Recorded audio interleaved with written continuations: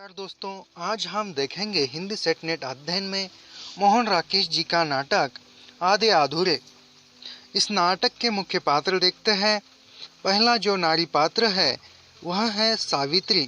अपने पति के पास काम न होने के कारण काम की तलाश में घर से बाहर निकलती है। बिन्नी सावित्री की बड़ी बेटी, जो अपनी माता के मित्र मनोज के साथ भागकर शादी करती है। किन्नी सावित्री की छोटी बेटी, जो अंशिल उपन्यासों को पढ़कर व्यस्त रहती है। अशोक सावित्री का पुत्र, जिसमें अपने माता पिता का समाज के प्रति विद्रोह की भावना बढ़ बढ़ कर भरी हुई है। मोहन राकेश जी का यह नाटक देखते हैं। मोहन राकेश द्वारा लिखा गया एक प्रमुख नाटक है आधे अधूरे। यह नाटक सामाजिक विसंगतियों को लेकर लिखा गया है। इस नाटक में कहीं भी पूर्णतः नहीं है, सब आधे अधूरे हैं। आधे अधूरे स्त्री पुरुष के बीच के लगाव और तनाव की कहानी है। महेंद्रनाथ, सावित्री, अशोक, बिन्नी, किन्नी, जुनेजा, सिंधानीजा, जगमोहन आदि नाटक के प्रमुख पात्र हैं। आधे अधूरे नाटक मध्यम वर्गीय शहरी परिवार की कहानी है। परिवार में पति पत्नी, एक पुत्र और बेटियां हैं। पत्नी के 4 मित्र हैं। पति महेंद्रनाथ बिजनेसमैन है, जिसे व्यापार में असफलता हाथ लगाती है। पत्नी सावित्री अपने पति के पास काम नहीं होने के कारण नौकरी करने के लिए घर से बाहर निकलती है। तब उसे पति के दायित्व बोध में कमी नजर आने लगती है। उसे लगता है कि वह सबसे बेकार आदमी है।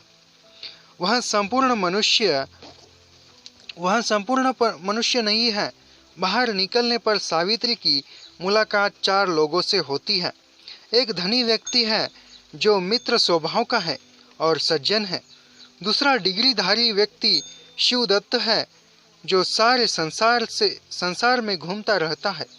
वह एक निष्ठ नहीं है। तीसरा सामाजिक व्यक्ति मनोज है। वह सावित्री से दोस्ती तो करता है, परंतु उसकी बेटी से प्रेम विवाह करता है। चौथा व्यक्ति है एक व्यापारी। वह चालाक और घटिया किस्म का आदमी है।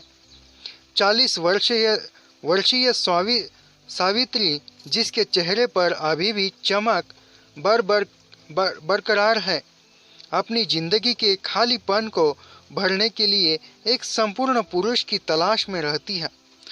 इस क्रम में वह उपर्युक्त पुरुषों के संपर्क में आती है, परंतु इसमें संपूर्ण संपर्क बनाकर भी उसे पूर्णता का एहसास नहीं होता।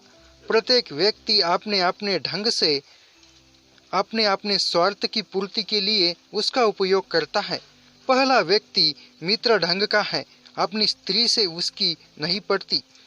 पत्नी को छोड़कर वह सावित्री के साथ संबंध बनाता है, लेकिन जब वह बीमार होता है तो पुनः सावित्री के पास से लौटकर अपनी पत्नी के पास वापस जाता है। इसके बाद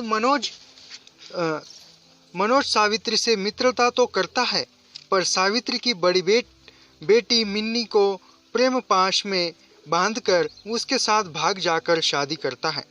जब बेटी को एहसास होता है कि उससे जिस इच्छा से मनोज को अपनाया था वह पूरी नहीं हो सकी, तो वह भी अपनी माँ के पास वापस लौट आती है।